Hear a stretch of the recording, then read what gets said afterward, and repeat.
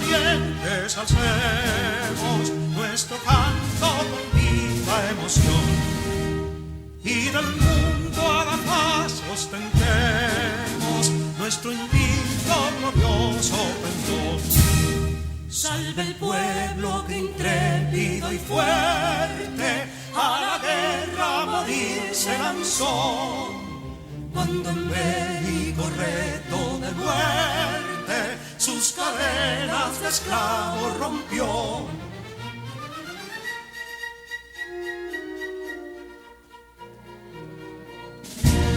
Ningún pueblo ser libre merece si es esclavo, indolente y servil. Si en su pecho la llama no crece, que templó el heroísmo viril, más que estrella la indómita y brava, siempre altiva la frente alzará, que si fuere mil veces esclava, otras tantas ser libres habrá.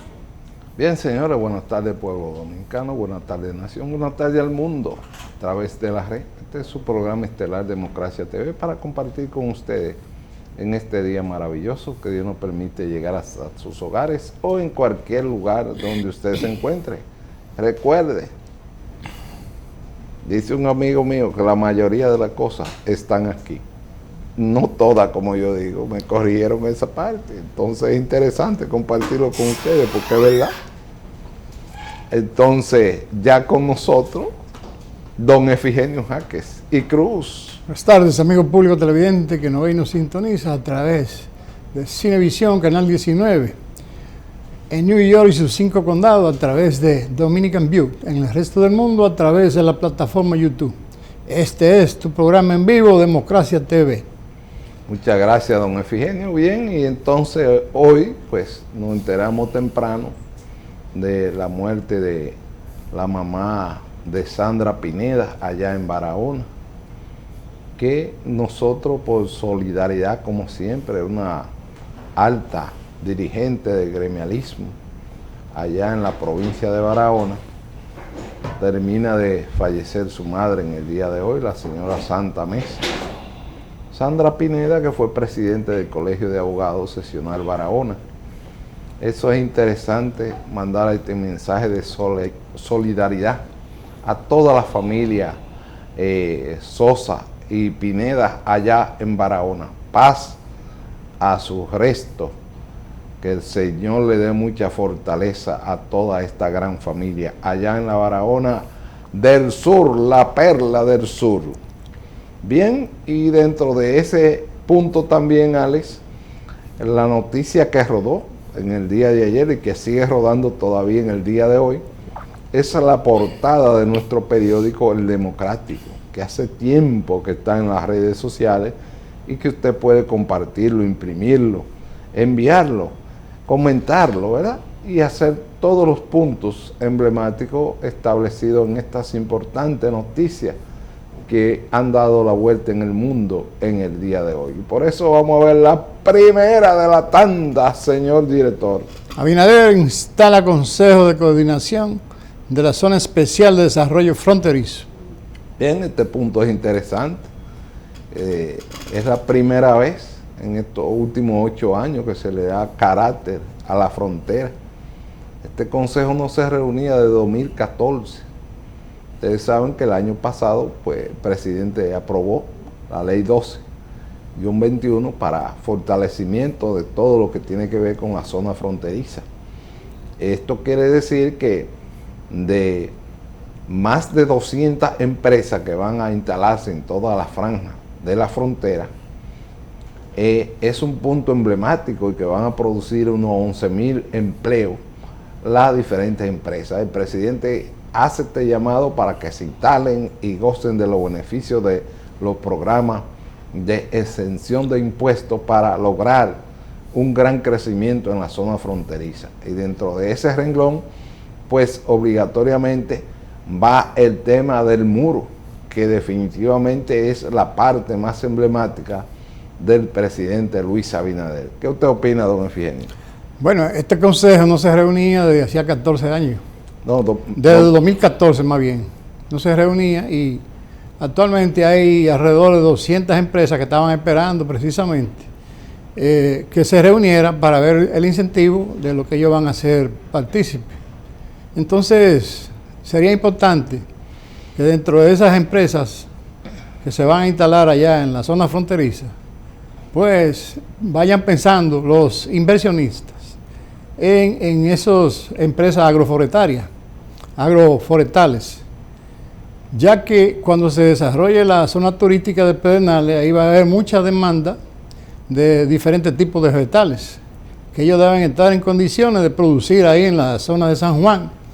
No necesariamente tiene que ser en la frontera, por la condición que necesitan los invernaderos de instalación y de altura. Entonces deben ir pensando en esas empresas para suplir todos los vegetales que consuman y otros productos que consuman, pues, los que vayan a visitar esa zona ahí de Bahía de las Águilas. Así es, también lo que tiene que ver con la parte de lo que es la electricidad, que va a tener una gran demanda en toda esa zona, la electricidad, así como el tema de la producción agrícola, como es el café, que también es una parte importante, sobre todo Neiva, ¿verdad? Esa parte emblemática. Nuestro amigo Leonidas Batista, pues de seguro va a sembrar millones de plantaciones del café, porque señores, todo compartir es muy difícil que no lleve un café.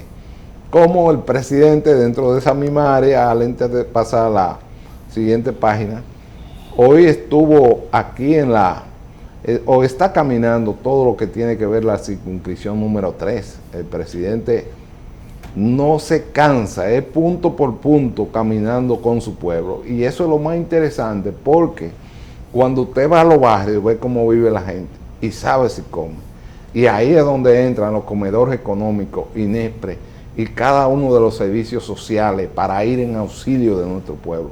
Eso es importante. A ver si es posible darle ver algunas imágenes del día de hoy del presidente caminando en los barrios de la capital, sobre todo Capotillo, Simón Bolívar, Espaillá, Gualey, La Sursa, Mejoramiento Social, Domingo Sabio, La Cañita, toda esa parte de María Auxiliadora, el Morgan, el Mocoso Puello, toda esa parte de lo que es ese centro de grandes multitudes de nuestra capital, pues el presidente está hoy en la circunscripción número 3.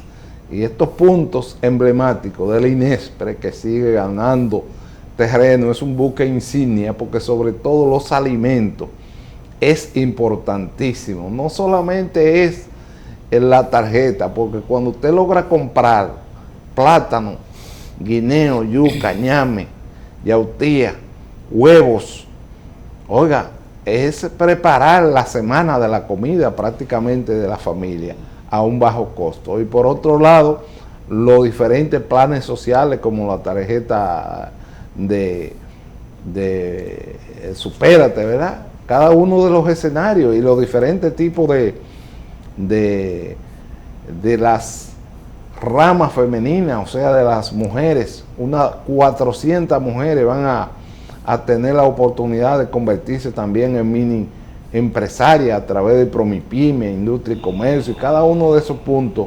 esenciales del área estratégica del gobierno central, lo cual produce empleo directo, porque en la vida lo mejor es usted tener lo suyo y darle una buena administración para seguir el crecimiento y la productividad. Ahí ustedes tienen los diferentes puntos estratégicos del presidente en el día de hoy.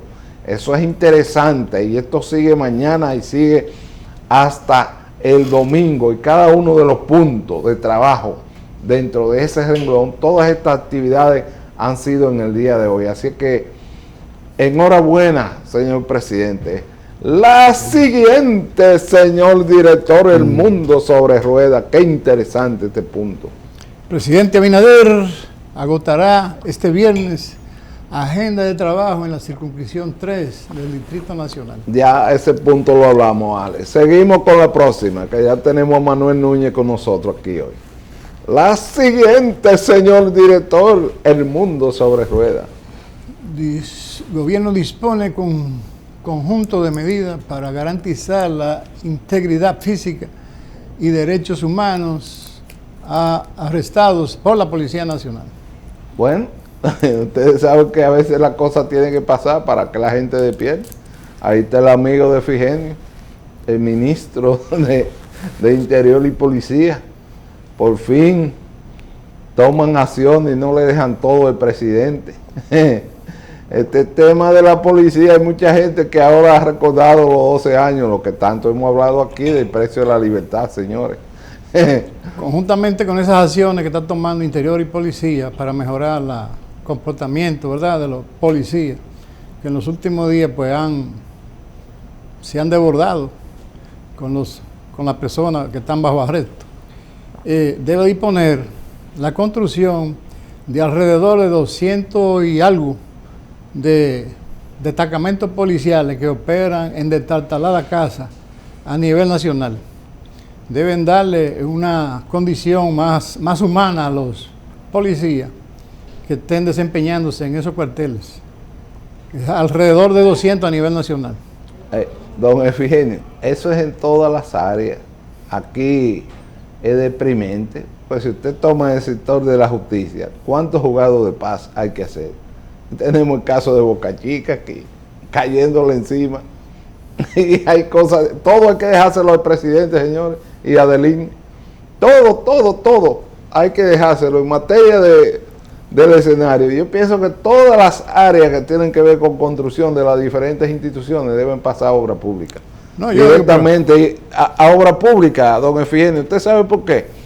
Porque cada quien que trabaja en una institución se concentra en lo suyo, no en construcción ni a buscar dinero, en lo suyo. Por ejemplo, el área de la justicia debe concentrarse en emitir la sentencia, no en esperar 8 y 10 años para dictar una sentencia. Pero en el caso de los cuarteles policiales que hay que construir, eso deben dejárselo al Ministerio de la Vivienda, que lo puede comenzar a construir los 200 al mismo tiempo.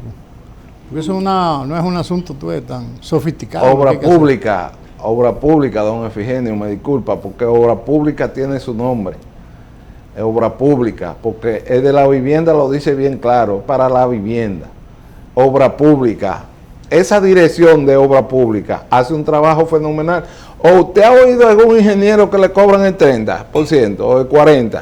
Porque esas son de las cosas que hay que decirlas también. Yo no creo que del INE se atreva a decir, mire, está esta obra y son tantos para nosotros.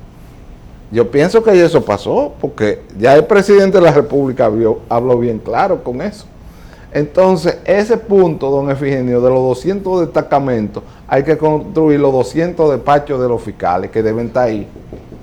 3 fiscales por cada destacamento. Multiplíquelo 2 por 3, ¿cuánto le da? Son 600 fiscales nuevos, presidente, que tiene que nombrar doña Miriam y ese equipo del Consejo del Poder Judicial. 600, 2 por 3, eso es para que usted observe, porque tiene que haber un fiscal cada 8 horas ahí. ¿Para qué? Para que no ocurran estos actos de desaprensivo, para llevar toda esta imagen negativa de algo que muchos ya han producido videos recordando los 12 años de Joaquín Balaguer. Eso está en el pasado. No piensen ustedes que el presidente ni doña Miriam va a permitir esa vagabundería de los cuarteles. No, hay presos que se llevan jefes de la policía, ustedes ven, porque hay que tener cuidado con eso, porque a usted no le gustaría que le maten a su muchacho después de uno pasar tanto trabajo para criarlo. Ese es el dolor que tiene la madre y que tienen nosotros como padres, es lo mismo. Entonces, esos puntos emblemáticos del presidente de la República, los jefes de policía y los jefes de seguridad del Estado tienen que estar claros en eso, porque además de eso también las embajadas están vigilando. También están vigilando. Nosotros no estamos solos en el mundo. Nosotros ahora mismo estamos protegidos por América, pero es el mundo entero que está aquí. Entonces, ese punto de ese tipo de muertes, eso no puede volver a ocurrir. No. Desde el inicio hay jefes de policía ya que lo que están dando 1 hora y 2 horas. Desde que entró el sistema no aparece nada para su casa despachado. Y es lo correcto. Y es lo correcto. Usted ve el tema de las 200 empresas que el presidente hace llamado para la frontera. Excelente que no hayan esa traba. Miren, del 14, 6 y 2 son 8 años esperando un permiso. Presidente, burocracia cero. El que fue ahí con su cédula, quiere montar una institución, una empresa, tiene todos los documentos aprobados, paga el impuesto en el banco de reserva y se acabó ese tema. La siguiente, señor director, esto me da energía. Ministerio de Obras Públicas destina 17.000 millones para construcción de circunvalaciones. Bueno, es el ministro del INE, 17.000 millones para las circunvalaciones de Baní, Asua, Barahona. Lo que significa que dentro de todos esos renglones están todos los puentes. Miren, don Efigenio habló de 200 destacamentos. Bueno, el ministro habla ahí de prácticamente todos los puentes del país, porque el tema de Puerto Plata da una alarma, pero señores, todos esos puentes lo hizo Trujillo. Es que todo hay que modificarlo y a todo hay que hacerle un puente de 6 carriles. Hay que hacer puente ahí en Puerto Plata, porque el mundo se convierte en un circuito. Entonces, esa grandeza de cuando se construye un puente en cada seccional, en cada sector, significa una mejor calidad de vida, de seguridad para los ciudadanos. Por ejemplo, el puente del Cangrejo allá en la ruta de Montellano, de Puerto Plata. Eso hace tiempo que se estaba pidiendo, no es de ahora. Y ustedes ven cómo el presidente Leonel Fernández hizo el paralelo del puente, los puentes de aquí de Baní. Así mismo que hay que hacerlo en todos los lados y eliminar ya esa estructura. Estamos hablando de alrededor de 70 años de vida para un puente. Entonces, todos estos peligros hay que evitarlo. La siguiente, señor director, el mundo sobre ruedas. Qué interesante este punto de obras públicas. Primera dama agotará amplia agenda de trabajo en el Distrito Nacional este sábado. Bueno, ustedes ven ahí la sonrisa. Me encanta ver la primera dama en estas acciones para vivir con su pueblo las necesidades que hay que tomar. Eso de Guachupita, Domingo Sabio, María Auxiliadora, 24 de abril, Simón Bolívar, mejoramiento social, Villa Consuelo, San Carlos, Villa Francisca, Borojol. Todos esos puntos son neurálgicos, donde hay miles y miles de familias en necesidades perentorias. Que vaya el INESPRE, establezcan puntos fijos, que llegue la comida a los barrios, a los pueblos. Esto es interesante, esta visita. Miren, hoy el presidente, mañana doña Raquel. Esto da química en el trabajo. Ver para que no me cuenten. Oír aquí para oír las necesidades que hay que resolver. Ese hospital Mocoso Puello y ese Morgan, eso hay que ponerlo número 1. Cada uno de esos sectores merecen estos centros hospitalarios para que hayan todas las ramas del saber de la medicina. Y en esa visita inviten alguna vez a Zenén Cava, al presidente del colegio médico, invítenlo, intégrenlo a esas actividades, que los gremios están para eso, el del CODIA también para la infraestructura, invítenlo, integren a los gremios, integren siempre a la junta de vecinos y a cada uno de los actores, a los clubes deportivos, a los que administran la cancha, todas estas partes que llevan el deporte, la salud. Esto es importantísimo. La siguiente, señor director. República Dominicana tiene premio Globus Award, o de la mejor oficina de turismo en Alemania. Bueno, en alto. Sigue, el tema de turismo sigue en alto. Vamos a ver la siguiente, señor director. Este punto es emblemático, me encantan la buena vida dentro del turismo. El vicepresidente anuncia a empresarios de Qatar y República Dominicana están en contacto para inversión en el país. Bueno, esto se trata de las mujeres de la zona norte. Debe ser el país entero, doña Raquel. El país entero debe integrarse con el tema de las empresarias mujeres de Qatar, porque definitivamente, Alex, a ver si puede poner dentro de ese renglón, ver si hay una página sobre el tema de Qatar y hablar de los dos puntos al mismo tiempo. Miren, señores, del 18 al 23 de este año va a haber un evento muy importante que es la FIFA 2022 en Qatar. Ustedes saben cuántos millones de seres humanos se estima que van. No hay hoteles, lo que significa que van a tener que hacer diferentes tipos de hoteles móviles por primera vez en la historia. Oigan bien, 3 millones de seres humanos están solicitando boletas para este encuentro. Esto va a ser una locura. 3 millones en 15 días. Y ustedes saben lo que es solicitar 2.5 millones de boletas para ver el partido. Oigan bien, entre Inglaterra y Estados Unidos, entre México y Argentina, es una locura lo que está ocurriendo en Doha. Me encanta esta ciudad, es emblemática. Doha, allá en Qatar, esto es algo impresionante. Estos grandes centros olímpicos que esta gente están haciendo son obras maravillosas. Y desen cuenta que hay muchos dominicanos trabajando en estos íconos donde el Sheraton está allá en el Mar Muerto. Me encanta esta vida allá en Qatar. No tengo para qué decir ni esconder mi alegría, porque a mí me encantan estas grandes ciudades emblemáticas y estos mundos donde la gente puede participar. Estoy con China, business, se fue el comunismo, es business, dinero, lo que necesitamos. Todo el mundo pelea por esa copa de la FIFA. Ustedes saben, un solo día. ¿Y dónde van a entrar si el estadio más grande coge 120,000? Y están solicitando 2.6 millones para ver el partido de México y Argentina. Oigan eso, señores, México y Argentina, 2.6 millones en boleta. Y ustedes saben el costo, $1,600 desde ya, por cada cabeza, en este momento. Es algo impresionante esto de Qatar.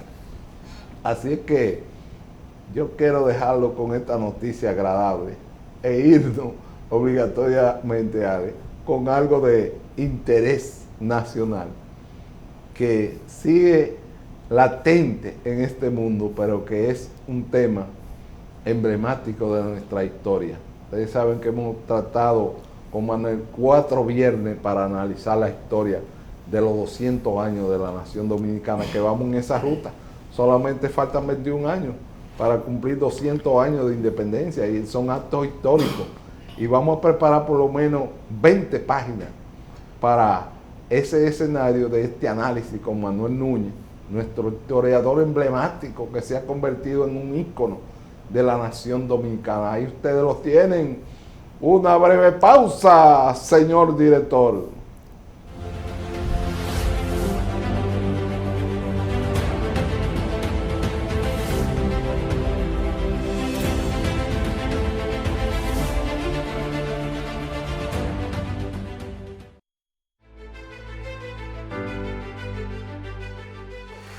Tenemos todas las razones para confiar en un futuro que estamos construyendo.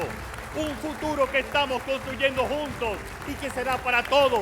Un futuro lleno de oportunidades, de crecimiento, de desarrollo y de modernidad. Estamos construyendo un futuro digno para las próximas generaciones que vendrán. Juntos, como siempre, vamos a vencer cualquier adversidad. Saldremos triunfantes, con orgullo, con determinación, con firmeza y con esperanza. Los mejores tiempos de la República Dominicana están por venir.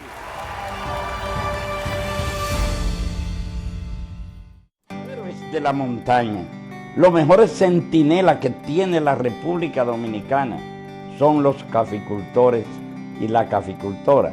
A esos que quedan en la montaña, este gobierno que preside don Luis Abinader le da la garantía y estamos trabajando para que reciban todos los recursos que necesitan los caficultores y la caficultora para seguir en la montaña protegiéndola y produciendo para volver a convertirnos en un país primero, autosuficiente para el consumo nacional y segundo, volver a exportar.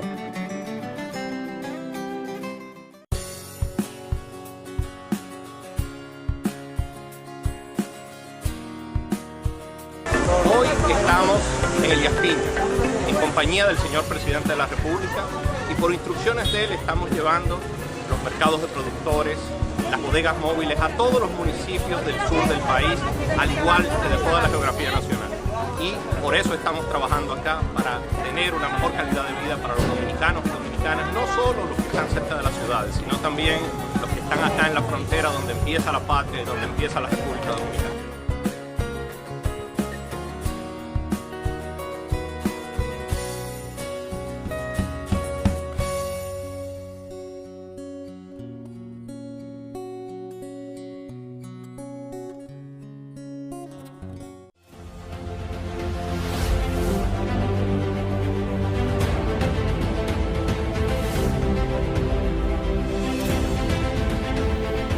Bien, señores, ustedes saben que lo prometido es deuda, entonces ya estamos aquí con Manuel Núñez. Don Efigenio y yo hoy nada más nos vamos a dedicar a deleitarnos en esta exposición sobre estos 30 años de Trujillo, juramentado en el famoso Salón de Bordelá, al lado, como quien dice, y detrás de la Catedral Primada de América. Nuestra catedral, el símbolo de la Iglesia Católica de las Américas, nuestra catedral de Santo Domingo, la Primada de América. Dentro de ese renglón, puntos importantes de esa historia, está el Tratado Vicent-Trujillo 1936, las acciones para por primera vez la gente poder votar del área femenina, 1942. Entramos al 47, las creaciones de los bancos y la liberación de la deuda externa, la cédula, la Policía Nacional, la Fuerza Aérea. Son instituciones todas de Trujillo, la Policía y la Fuerza Aérea. Entonces, la famosa Feria de las Paz y de la Libertad, de la bolita del mundo aquí en la feria. Cuando los símbolos de los poderes, que es la parte emblemática del presidente Luis Abinader, ustedes saben que Trujillo ahí instaló el INDRI, que quiere decir el agua, observen, el Ministerio de Trabajo, los trabajadores, la CDE, que es la energía, ¿verdad? La Suprema Corte de Justicia, que es la justicia, el Congreso Nacional, el Ayuntamiento y finalmente la Iglesia. El Ministerio de Agricultura, que también funcionaba ahí donde está el edificio de la Procuraduría. Agricultura. Se quemó. Exactamente, don Efigenio. Esos son más o menos los puntos más emblemáticos. También la inauguración del Puente Duarte. Para que ustedes saben que nadie es más respetuoso que Juan Pablo Duarte, pero vamos a darle la entrada a Manuel Núñez para que sea él que desarrolle el tema. Manuel, todo tuyo en el día de hoy. Bueno, hoy tenemos que abordar el tema que corresponde a los 30 años con que comienza la era de Trujillo tras la desocupación del país que se produjo en el 1924, fecha en que los dominicanos volvieron a ver ondear en el país la bandera de las barras, la bandera de la cruz, y dejar de ondear la bandera de las barras y las estrellas, que ondeó durante 8 años en la Torre del Homenaje. Tuvimos una interrupción de la soberanía y comienza entonces lo que podría llamarse la Tercera República, ¿verdad? Porque la Primera República vivió 18 años, hasta 1861. La Segunda República comienza en 1865 y la Tercera República comienza en 1924, tras la desocupación de la República Dominicana por parte de las tropas que durante 8 años mantuvieron el control del país. Yo pienso que la era de Trujillo le pone, digamos, punto final a la etapa de gobiernos episódicos precedidos de dictaduras. O sea, el siglo XIX nuestro tuvo tres caudillos importantes, ¿no? Santana, que gobernó 4 veces, Báez 5 veces, y Ulises Seró, que gobernó por 17 años, ¿no? Exactamente, con una interrupción de 2 años, pero en suma, suman 17, y que terminó exactamente el 26 de julio de 1899 en Moca, con el magnicidio de Moca, que es el primer gran magnicidio, el magnicidio ejecutado por Moncáceres y Juan Jacobo de Lara, Jacobito de Lara. Y luego, pues, tras ese magnicidio, el país quedó prácticamente con una soberanía mediatizada, porque veníamos con una deuda de la época de Báez, la deuda de la Western Door, que luego se convirtió en la deuda de la Régie con Ulises Seró, y Ulises Seró finalmente pasó el control de las aduanas que estaban en manos francesas a manos estadounidenses, que la deuda la compró la compañía estadounidense San Domingo en Provence. Esta compañía es la que hace que se deba firmar en época de Moncáceres la Convención de 1906, que mantenía una tutela económica sobre la República Dominicana. Cáceres entró en el 6 y en el 1919 fue asesinado, es el segundo magnicidio importante, por una intervención de Luis Tejera y Chotín y un grupo de conjurados que le dan muerte. Y después de la muerte de Cáceres, el país entró abruptamente en una etapa de gobiernos efímeros, como ocurría siempre, que tras los caudillos venían gobiernos efímeros. Esos gobiernos efímeros hicieron que se produjera la ocupación del territorio nacional en 1916, ocupación que se va a materializar durante 8 años de gobierno estadounidense. Ya ellos habían ocupado Haití desde 1915 y continuaron en Haití hasta 1934, y esto naturalmente en el caso dominicano, pues la ocupación fue más breve, pero no menos importante, y tras la ocupación se produjo el advenimiento del gobierno de Horacio Vázquez Lajara, que intentó prolongarse en el poder más allá del tiempo, porque fue electo por 4 años. Se inventó mediante una argucia jurídica de que le correspondían 2 años adicionales, porque dijo que la elección de él había sido bajo una constitución en un país ocupado y que él volvía a los criterios de una constitución de un país libre, y a partir de ahí, con esa argucia, prolongó su gobierno hasta 1930, momento en que el general Trujillo, que era jefe del ejército y jefe militar del país, toma el poder con un golpe incruento organizado por Rafael Estrella Ureña, que hizo la marcha de Santiago a Santo Domingo, copiando un poco el estilo de Mussolini de la marcha sobre Roma. En los años 30, en todo el mundo, son años de dictaduras. No había democracias en el mundo. No olvidemos que en el 1939 viene el general Franco, tras vencer en la guerra civil. En el 1900... Ese es en España. En España tenemos en esos mismos años 30 el advenimiento de Hitler al poder. Sí, 1933.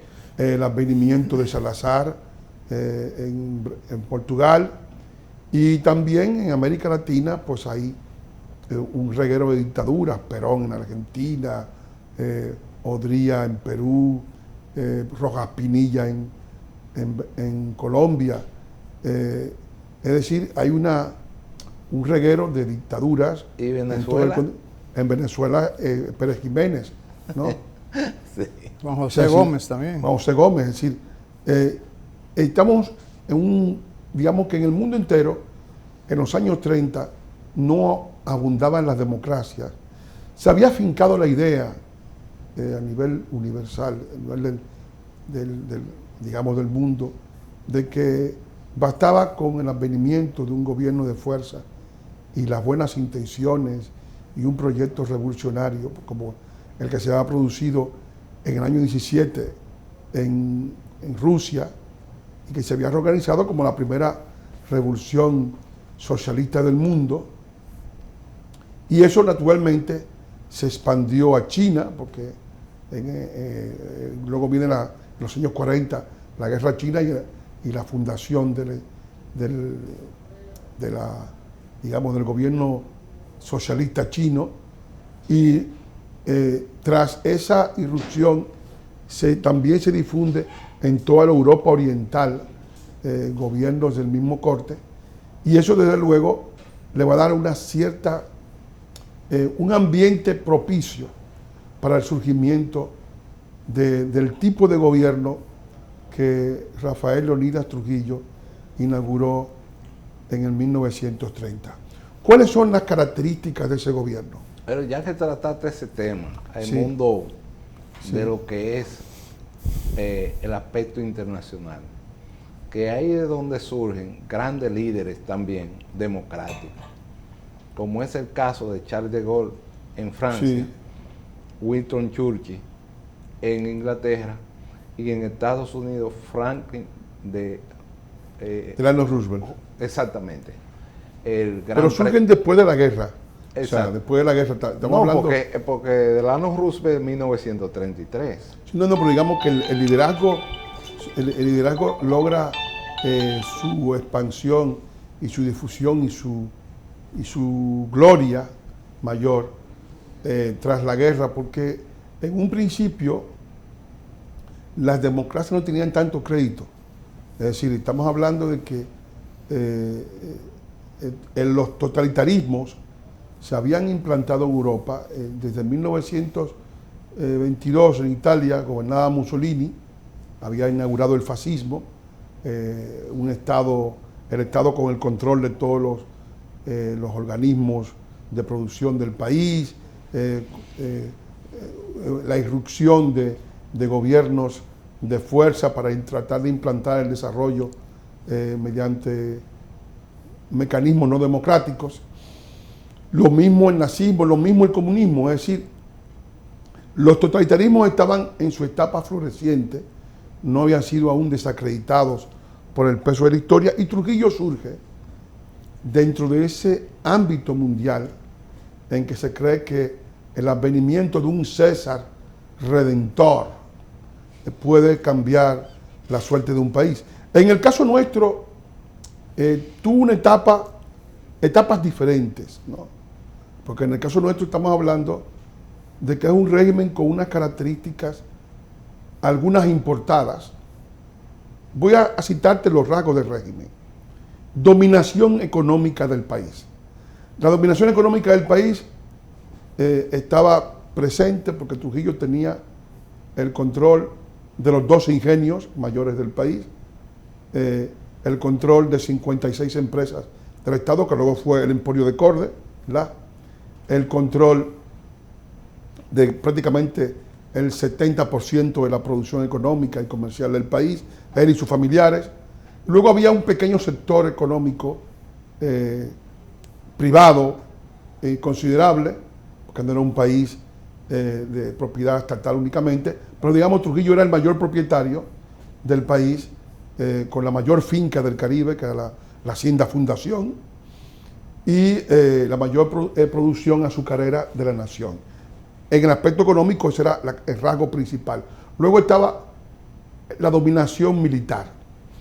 Trujillo creó prácticamente los cuerpos militares de la nación, es decir, con él se formalizó el Ejército Nacional, se creó la Marina de Guerra, una Marina de Guerra desproporcionada porque tenía destroyer, tenía varias fragatas, él mismo tenía cinco buques para desplazarse, el presidente Trujillo, el buque San Rafael, el Yate Angelita, es decir, tenía un montón de elementos.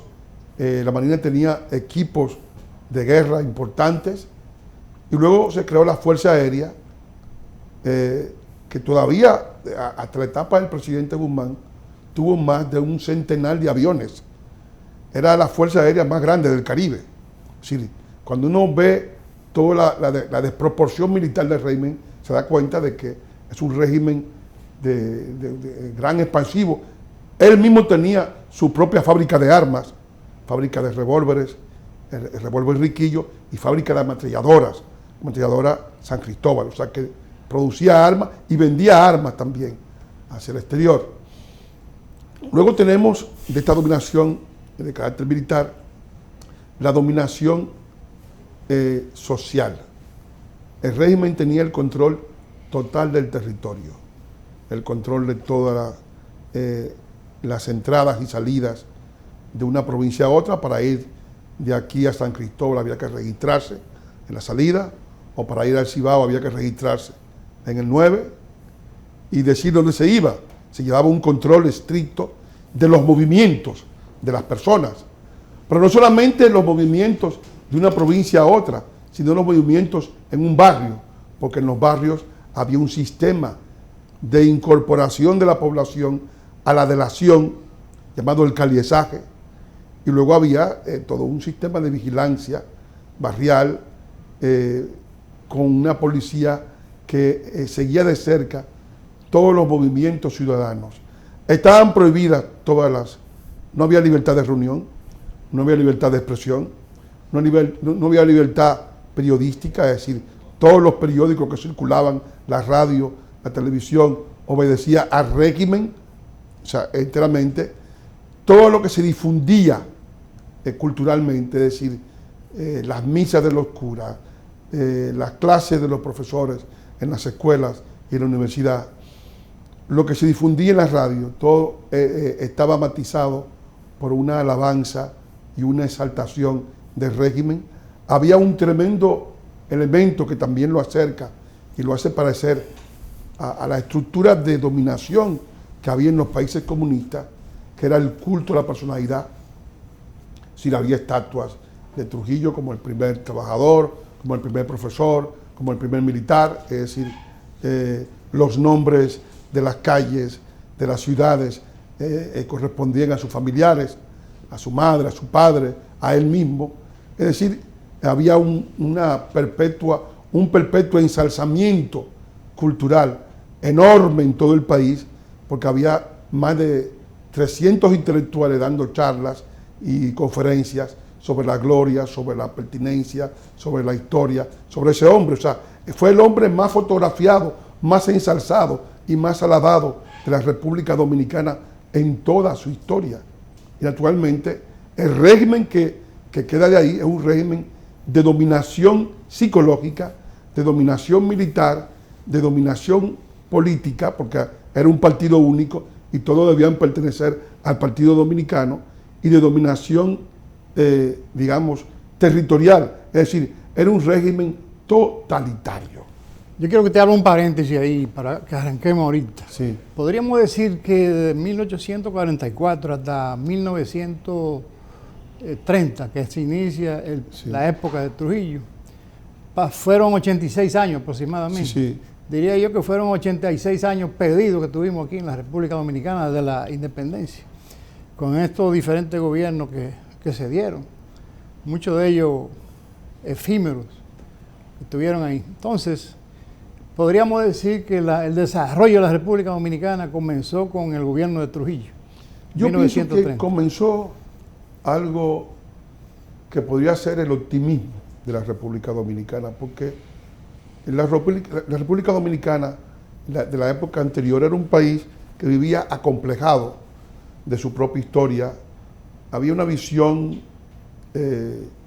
digamos, del fracaso, porque habíamos luchado enormemente para zafarnos de la dominación haitiana, y todo el siglo XIX fue una lucha por la independencia primero y luego por la frontera, para evitar que nos robaran el país, ¿no? Toda la lucha fronteriza.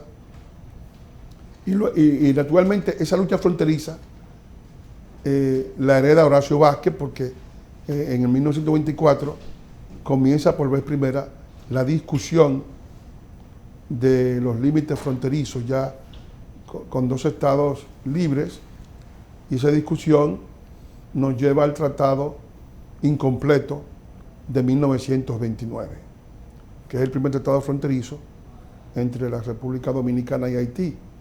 En ese tratado se produce, digamos, una cierta derrota de los dominicanos, porque la República Dominicana había vivido con la idea de que Haití legalmente solo le correspondía los límites del Tratado de Aranjuez de 1777, el tratado firmado por parte de España por el conde de Florida Blanca y por parte de Francia por el marqués de Ossún.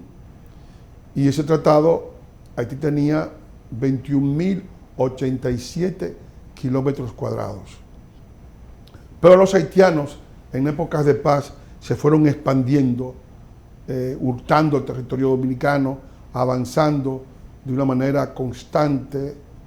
Perdimos Rancho Mateo, perdimos Capotillo, perdimos varias zonas de Hincha, el departamento del centro, sí, y todo eso fue creando una situación de preocupación por parte de los gobiernos del siglo XIX, y luego en el XX la preocupación aún siguió cuando Horacio Vázquez toma el poder, y por eso se crea la Comisión de Delimitación de Frontera. En esa comisión ya se reconoce la primera gran derrota dominicana, puesto que Haití, de 21.087 kilómetros cuadrados, pasa a tener casi 27.000 kilómetros cuadrados.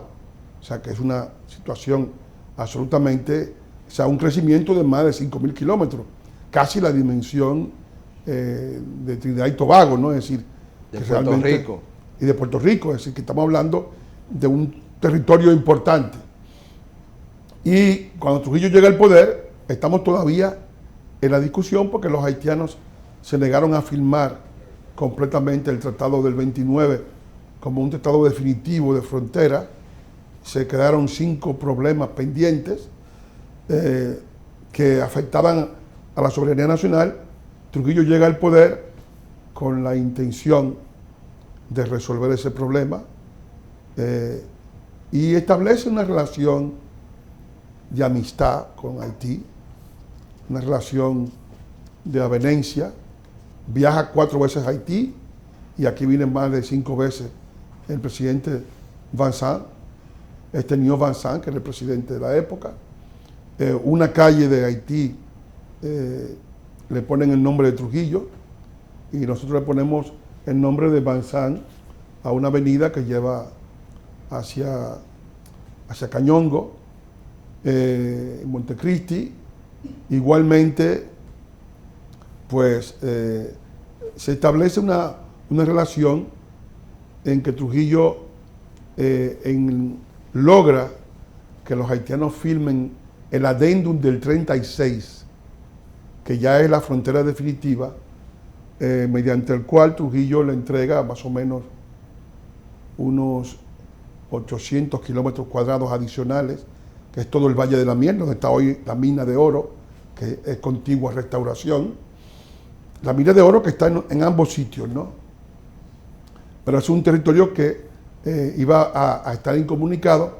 Trujillo se propone que la frontera sea la carretera internacional de 48 kilómetros de longitud, que va desde el río Libón hasta Pedro Santana. Es decir, esa carretera internacional va a ser la línea fronteriza en ese paso de montaña, y él cedió territorio con miras a la paz, ¿no? A la paz entre los dos países, entre la República Dominicana y Haití. Tanto fue alabado por los haitianos el gesto de Trujillo, que ellos lo exaltaron a Trujillo al Premio Nobel de la Paz. Ellos firmaron una declaración conjuntamente con los dominicanos que estaban en esas cuchipandas para que Trujillo tuviese el Premio Nobel de la Paz. Incluso Trujillo se comprometió a actuar como mediador en la guerra del Chaco, o sea, buscando una nombradía internacional. Su canciller de la época, Mas Enrique Ureña, elaboró una serie de protocolos y aquello iba de paños y manteles, ¿no? Pero ocurrió que en el año 36 mismo se produjo en Cuba el fenómeno de la cubanización del trabajo. En Cuba gobernaba la pentarquía y el hombre fuerte del gobierno de los Cinco, que era presidido por Grau San Martín, el hombre fuerte era Fulgencio Batista. Y entonces los cubanos dictaron la obligatoriedad de cubanizar el trabajo. Pero en Cuba había 280.000 haitianos en aquella época, que era una cantidad asombrosa para la época. Prácticamente era casi el 10% de la población de Cuba, y eso pues los cubanos le dieron punto final, ¿no? En un año los cubanos deportaron 85.000 haitianos. Esos haitianos que los cubanos deportaron comenzaron a instalarse en la frontera recién trazada de la República Dominicana con el objetivo de desnacionalizarla, aplicando la ley haitiana de que ellos toman un palo y ya eso es de ellos. Cortó un árbol y ya ese árbol que corté es símbolo que yo aquí reino. Naturalmente aquí existía la ley Torres, ¿no? Es decir, que nadie era dueño, nadie va a ser dueño de los dominicanos por la fuerza y sin ningún tipo de mediación jurídica.